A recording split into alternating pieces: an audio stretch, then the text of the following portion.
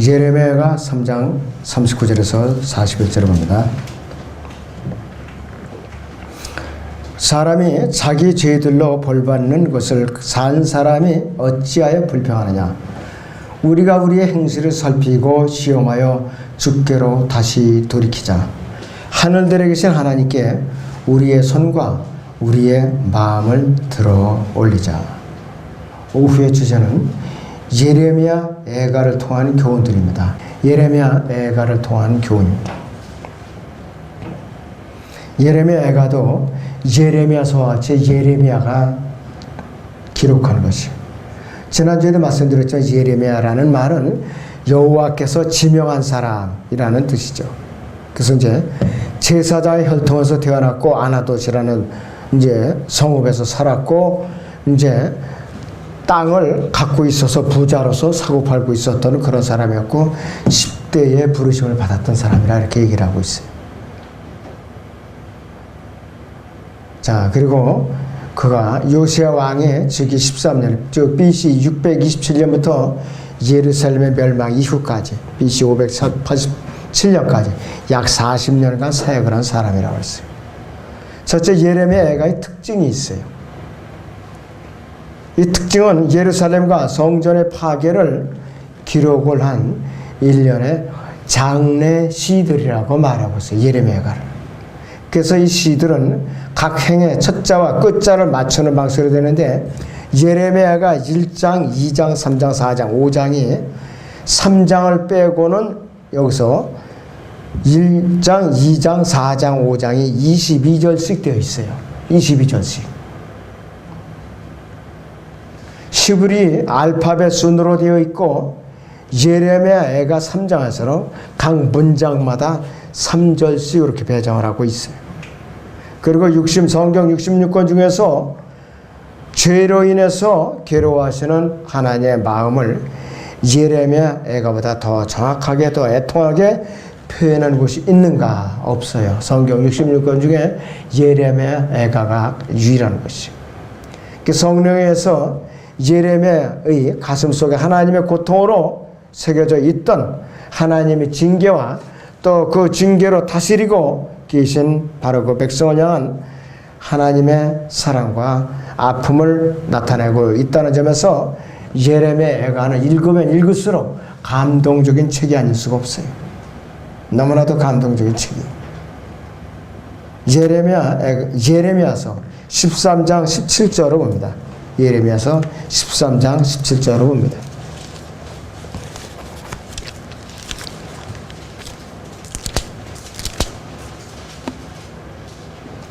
(13장 17절입니다) 그러나 만일 너희가 그것을 듣지 아니하면 내 혼이 너희의 오만함으로 인하여 은밀한 곳들에서 울 것이며 또 주의 양머리가 사로잡혀 감으로 인하여 내 눈이 심히 울고 눈물을 흘릴 것이라 이렇게 애통해하고 있어요. 신약에 와서 예수님께서는 멸망당할 앞으로 로마군에서 멸망당할 예루살렘을 향하여 애통해하시는 장면이 나옵니다. 마태복음 23장 37절에 39절을 봅니다. 마태복음 23장 37절에서 39절을 봅니다. 예루살렘아, 예루살렘아, 선지자들을 죽이며 너에게 보낸 사람들을 돌로 치는 자야. 마치 암탉이 자기 병아리들을 날개 아래 함께 모으듯이 내가 얼마나 자주 네 자녀들을 모으려고 하였더냐. 그러나 너희가 원치 아니하였도다. 보라, 너희 집이 황폐하여 버림받으리라. 내가 너희에게 말하노니 이제부터 너희가 주의 이름으로 오시는 이는 복이 있도다 라고 말할 때까지 나를 보지 못하리라고 하시더라 그랬습니다. 예수님께서 갈보리 십자가 이후 승천하신 이후로는 예수님께서 지상제를 하실 때까지 지금 이스라엘이 2000년이 다 차가도록 예수님을 보지 못하고 있어요. 대면하지 못하고 있어요. 자, 그럼 우리는 예레미야에게를 통한 교훈들을 이제 봐야 할 텐데 하나님의 심판이 얼마나 무서운가 그러나 한번 살펴보죠. 예레미야가 1장 1절에서 6절을 보겠습니다. 예레미야가 1장 1절에서 6절을 잠시 보겠습니다. 첫 번째 가죠. 어찌하여 백성으로 가득 찼던 성읍이 따로 앉아 있으며 어찌하여 그녀가 과부처럼 되었는가. 민족들 가운데서 위대했으며 여러 지방들 가운데서 공주였던 그녀가 어찌하여 조공을 바치게 되었는가. 그녀가 밤중에 심히 우니 눈물이 뺨에 흐르는도다. 그녀를 위로할 자가 그녀의 모든 애인들 가운데도 없으며 그녀의 모든 친구들도 그녀를 기만하여 행하니 그녀의 원수들이 되었도다. 유다는 고난과 큰 수고로 인하여 사로잡혀 갔으니 그녀가 이방 가운데 거하여 쉼을 얻지 못하며 그녀의 모든 박해자들이 그녀를 협곡 사이에서 덮쳤도다. 시온의 길들이 곡하니 이는 엄숙한 명절들에 오는 사람이 아무도 없습니다. 그녀의 성문들이 황량하며 그녀의 제사장들이 탄식하고 그녀의 처녀들은 괴로움을 당하니 그녀가 비통한 가운데 있도다. 그녀의 대적들은 우두머리이며 그녀의 원수들은 번성하나니 이는 주께서 그녀의 많은 죄들로 인하여 그녀에게 고통을 주셨음이라. 그녀의 자녀들이 원수 앞에서 사로잡혀 갔도다. 시온의 딸에게서는 그녀의 모든 아름다움이 떠났으며 그녀의 왕자들은 초장을 잡지 못한 수사섬들같이 되어 추격하는 자들 앞에서 힘없이 갔도다 그랬습니다. 너무나도 비참한 장면입니다. 하나님 앞에 죄를 지으면은요, 돌이키지 않으면은 언제나 말할 수 없는 슬픔과 비극을 가져오는 것을 피할 수 없는 것이죠. 예레미야가 2장에서 예레미야는 하나님께 더 이상 이스라엘이 친구가 아니라 하나님께서 그들이 원수가 되었다고 설명하고 있어요. 전에는 하나님께서 그들이 전쟁에서 싸울 때마다 승리하도록 돌비셨지만은 불순종과 우상 숭배로 인해서 이제는 죄악이 넘치고 나니까 그들과의 원수 관계가 되어버렸어요. 이웃 나라들에 대해서 계속해서 싸울 때마다 패배하는 것이에요. 굶주린 불쌍한 어린아이들에 대해서 묘사하고 있는 것은 아주 비참하게 짝이 없어요. 예레미야가 2장 20절을 봅니다. 어떤 상태에 있는가 도대체. 예레미야가 2장 20절을 봅니다. 오 주여 보시고 주께서 이 일을 누구에게 행하셨는지 생각하소. 여인들이 자신의 열매와 한 뼘 되는 자녀를 먹으리까 제사장과 선지자가 주의 성소에서 죽임을 당해야 하니까 그랬습니다.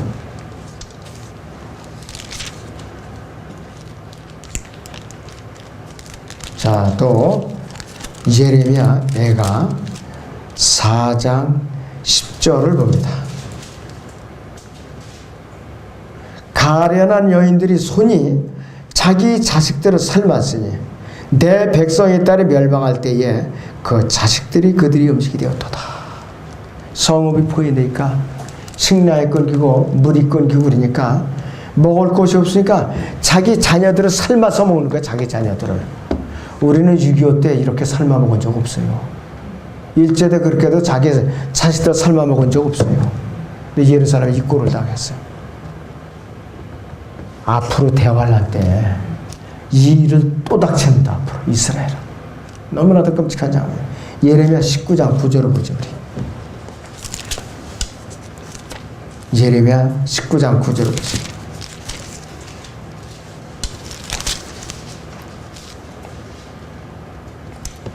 내가 그들로 그들이 아들들이 살과 그들이 딸들의 살을 먹게 하리니 그들이 원수들과 그들의 생명을 찾는 자들이 보유와 궁핍으로 그들을 궁핍하게 할 때 그들과 자기 친구의 살을 먹으리라 그랬습니다. 이스라엘 남한국이 범죄했을 때요, 아시리아가 쳐들어왔어요. 예루살렘에 포위 공격했을 때에 먹을 것이 없으니까 여인네들이 오늘은 우리 아기를 삶아서 먹으면 다음은 내일은 네 아기를 내놓는 거 그렇게 약속을 했어요. 근데 먼저 내 아이를 내줬어요. 분명히 먹었어요. 그 다음 날은 안 주는 거예요. 그 아이를. 그러니까 히스기야 왕이 지나가서 해결해달라고 부르짖으니까 희석이 어떻게 해결해줘요? 그 잡아먹으라고 내줘라 이렇게 할 수 있어요? 주께서 나를 돕지 않는데 내가 어떻게 너희를 도우랴 그랬어요. 그렇게 비참한 거예요. 하나님의 진노하신 그렇게 끔찍하고 비참한 거라는 것이요. 예루살렘의 기쁨과 물질적인 부와 아름다움을 잃었고 간증도 다 잃어버렸다는 것이요. 이방인들이 예루살렘에 대해서 비웃었어요. 죄는 언제나 하나님 앞에 원수 짓고 파멸을 가져오는데 여러분들 예레미야가 2장을 다시 보세요.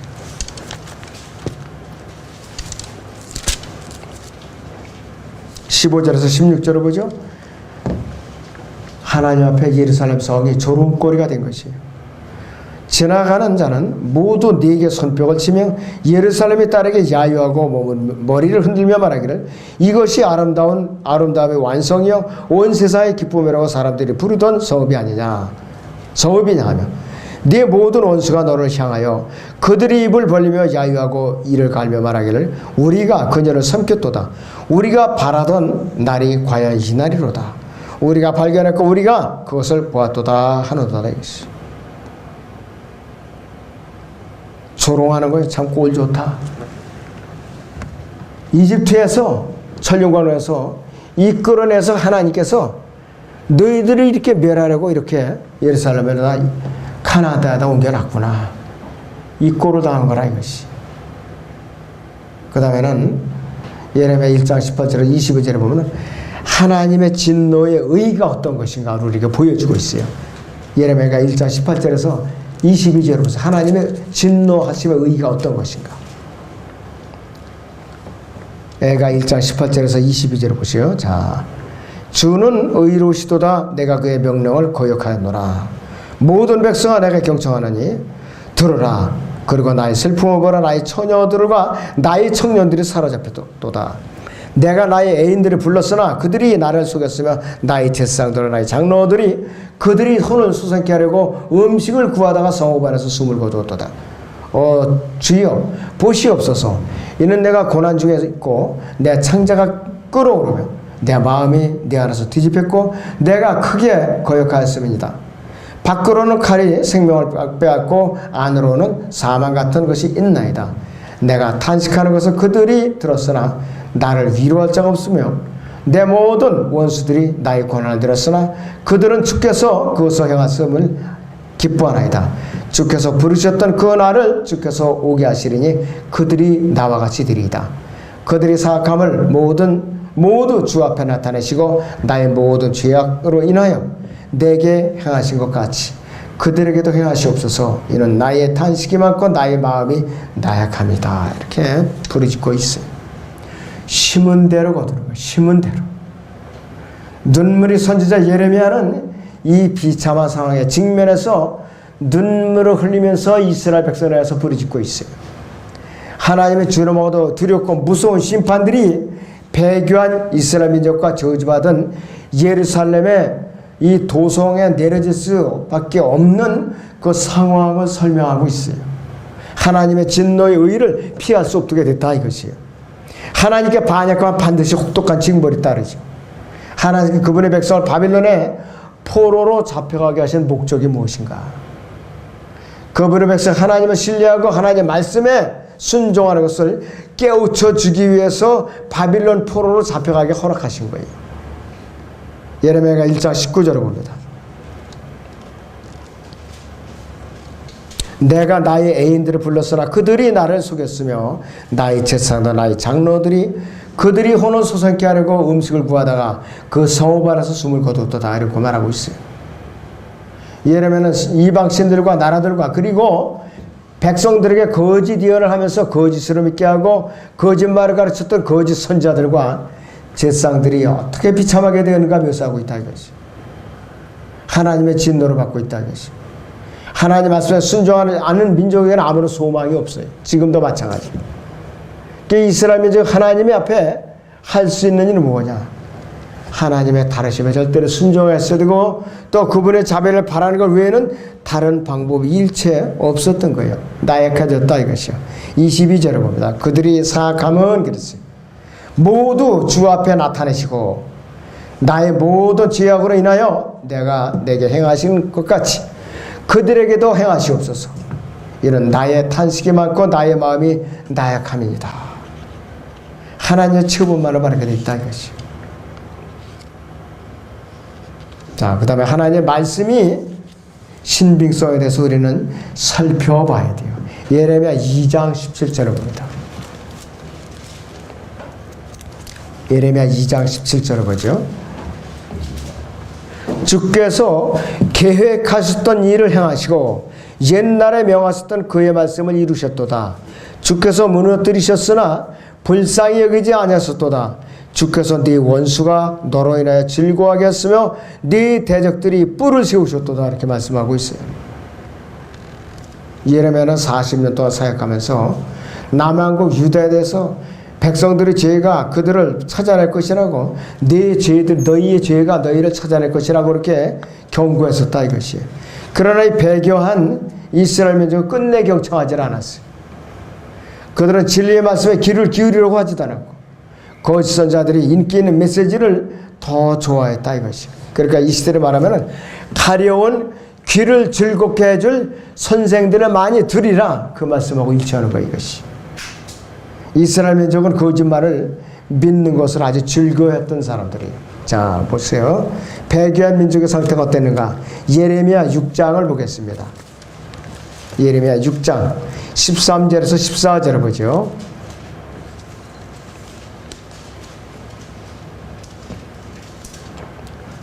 (6장) 13절 14절. 이는 그들이 가장 작은 자로부터 가장 큰 자에 이르기까지 모두가 탐욕에 빠졌고 선지자로부터 제사장에 이르기까지 모두가 거짓되이 행하기 때문이라. 그들이 내 백성의 딸이 성천을 조금 고쳐주고 말하기를 화평이라 화평이라 하나 거기에는 화평이 없도다. 이렇게 말을 하고 있는 것이.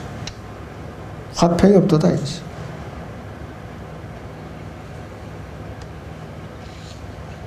그래서 예레미야는 거짓 선지자들을 가리켜갖고 중환자에게 증세를 감추고 질병을 치료하지 않는 엉터리 의사에 비유하고 있어요. 예레미야 8장을 잠깐 보겠습니다.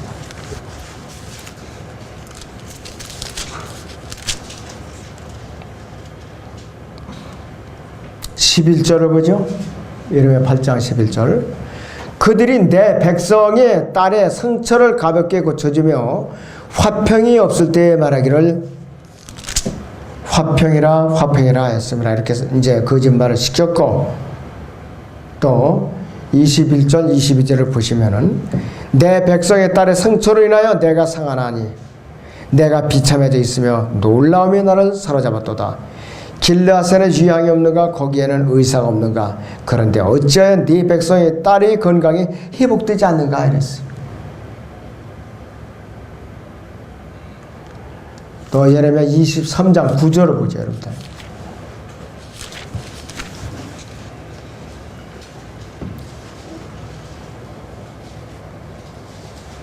선지자들로 인하여 내 안에 있는 내 마음이 상하며 내 모든 뼈가 떨리니 주로 인하여 그의 거룩하신 말씀들로 인하여 내가 술 취한 사람 같으며 포도주에 만취된 사람 같도다. 이는 이 땅에 간음하는 자들로 가득 찼고 맹세로 인하여 이 땅이 애도하기 때문이니 광야의 초장들이 마르고 그들이 행위는 악하며 그들이 힘쓰는 것은 정직하지 않도다. 선지자와 제사장이 다 불경하니 정녕 내가 내 집에서 그들이 사악함을 보았노라 주가 말하노라. 이렇게 말씀을 하고 있어요.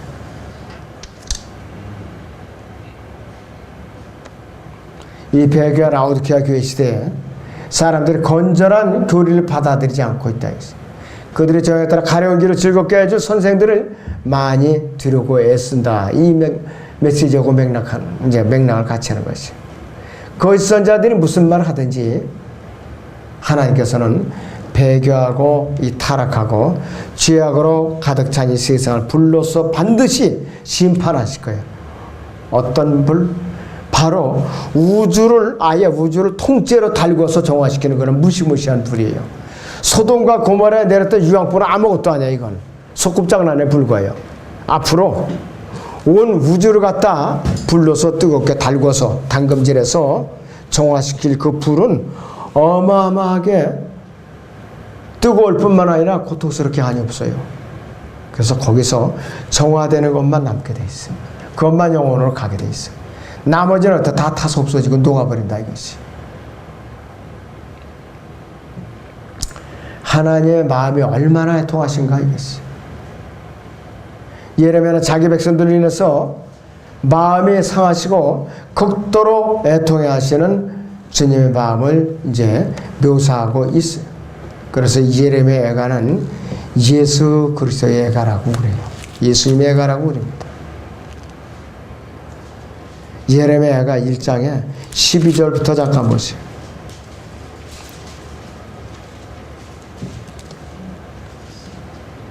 12절에서요. 16절을 잠깐 보죠. 지나가는 너희 모든 자들아 이 일이 너에게는 아무것도 아니냐 보라. 내게 있었던 나의 슬픔과 같은 슬픔이 있는지 살펴보라. 주께서 그의 맹렬한 진노에 대하여 그 슬픔으로 나를 괴롭게 하시도다. 그가 위로부터 내 뼈들에 불을 보내시니 그 불이 그것들을 이겼고 주께서 내 밭에 그물을 펴사 나를 돌아서게 하셨으며 그가 나를 종일 황량하게 하셨고 나약하게 하셨도다.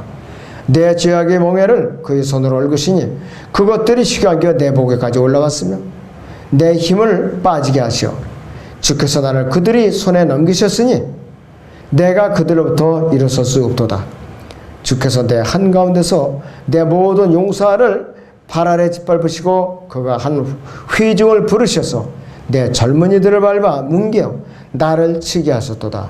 주께서는 유다의 딸이 그 처녀를 포도즙 틀에서처럼 짓밟으셨도다. 이 일로 인하여 내가 울어 내 눈에서 눈물이 흘러내린도다. 이는 내 혼을 소생케 할 위로자가 나로부터 멀리 있습니다. 내 자녀들이 황량하게 됐으니 이는 그 원수가 이겼습니다. 이렇게 설명하고 있습니다. 그럴 때는 하나님의 심판은 아주 기이한 일이고 기이한 하나님의 역사예요. 이사야 28장 21절을 봅니다. 이사야 28장 21절을 봅니다.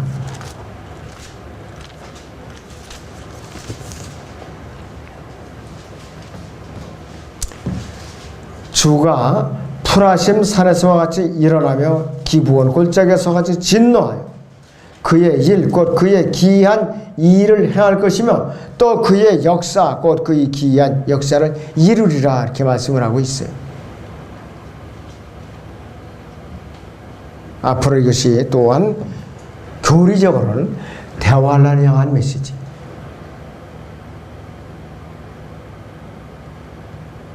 하나님 그분의 백성을 징계하실 때조차도 그들이 고통에 동참하시는 분이에요. 그들이 고통에 동참하시는 분인데 이사야서 63장 9절을 봅니다. 어떻게 동참하시는가?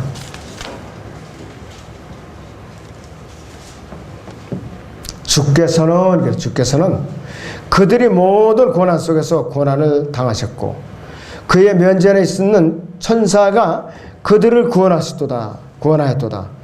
주께서 그의 사랑과 그의 긍휼로 그들을 구속하시고 또 주께서는 옛적의 모든 날들에 그들을 안고 다니셨도다 그랬습니다. 예레미야는 이스라엘 백성이 그들이 하나님을 배반했을지라도 그들을 위한 하나님의 사랑에는 변함이 없다고 계속 주지시키고 있어요. 이스라엘 백성 하나님께로 또 우상을 숭배하지 말라는 경고를 계속 받아왔어요. 레위기 26장을 그랬듯 신명기 28장에서는 전체가 다 그 메시지라 이것이요. 하나님께서 사랑으로 그분의 선지자들을 계속 보내서 이 이스라엘 백성들을 경고를 했는데 끝내 경청하지 않았고 그 선지자들을 잔인하게 죽였어요. 역대하 36장을 잠깐 봅니다. 역대기하 36장을 봅니다.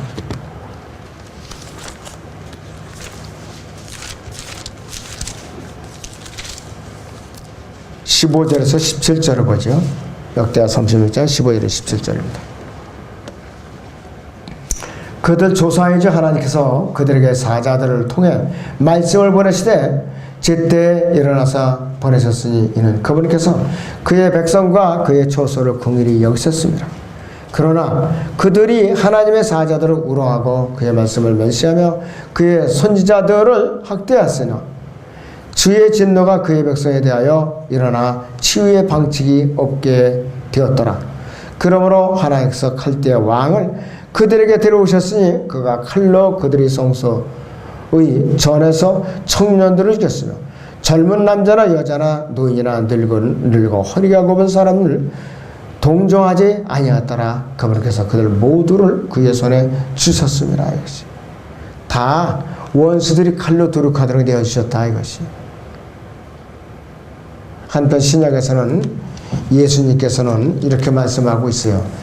마태복음 23장 봅니다. 34절에서 36절을 보죠. 마태복음 23장 34절에서 36절을 봅니다.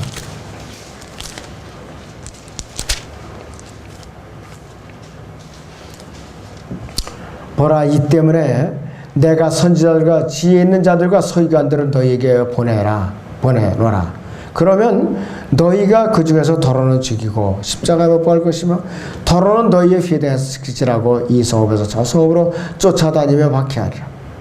그래 온 땅에 쏟아진 의로운 모든 피가 너희 위로 돌아오니 의인 아벨의 피로부터 너희들이 성전과 제단 사이에서 죽인 바라키아의 아들 사카리의 피까지라. 진실로 내가 너희에게 이르노니 이 모든 것이 이 세대의 이 말이라. 이렇게 예언을 하고 있습니다. 하나님의 자비는 아주 정확하고도 거짓이 없고 신실합니다. 너무나도 정확하고 신실하십니다. 하나님께서는 그분의 자비하심으로 남한국 유다의 남은 자들을 아껴두셨어요. 포로 생활하는 동안에도 그들을 보호하시고 축복하세요. 포로 생활하는 자들. 하나님께서 그들이 앞으로 또 한 번 약속의 땅으로 돌아오도록 이제 허락을 하셨죠.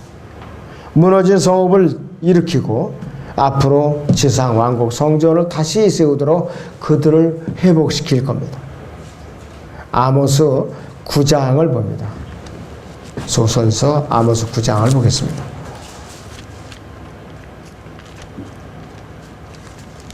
11절에서 12절을 봅니다. 그날에 내가 무너진 다윗의 장막을 일으키고 그 틈을 막으리라. 내가 그의 패망을 일으켜 옛날처럼 싸우리니 그들이 에돔의 남은 자와 나의 이름으로 불려지는 모든 이방의 남은 자를 차지하리라. 이 일을 행하는 주가 말하노라. 이렇게 예언을 하고 있습니다.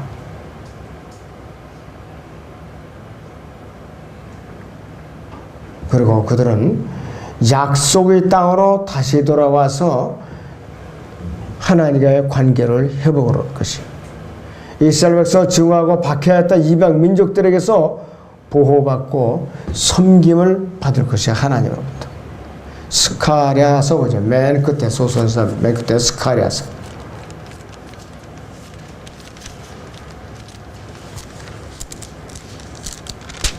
(14장을) 보죠.